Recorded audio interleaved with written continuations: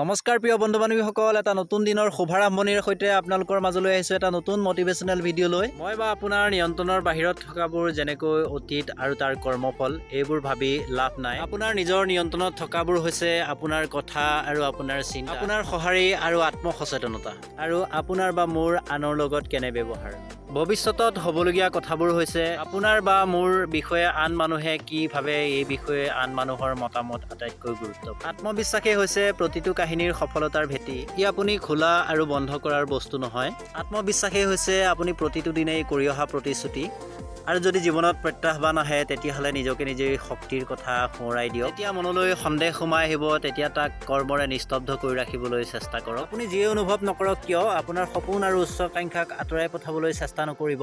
আপুনি নিজৰ সাধনাত অটল হওক আৰু দেখিব আপুনি ডাঙৰ ডাঙৰ কামো সাধাৰণভাৱে সম্পন্ন কৰিব। নিজকে প্ৰমাণ কৰাত নহয়, আচলতে নিজকে উন্নত কৰাত মনোনিৱেশ কৰিব লাগে।